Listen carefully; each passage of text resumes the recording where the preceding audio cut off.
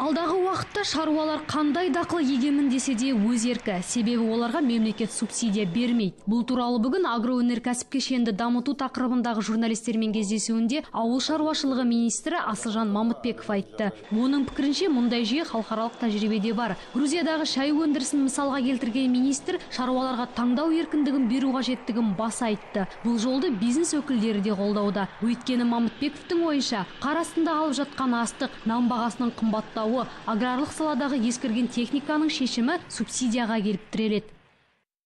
Бұл біздің сараптамамыз бойынша және халықаралық тәжірибеге сүйенетін болсақ, бұның оң әсері өте жоғары болғалы тұр. Өйткені біріншіден мемлекет мынау дақылды ек, мынау дақылға мен мынанша субсидия беру деген ол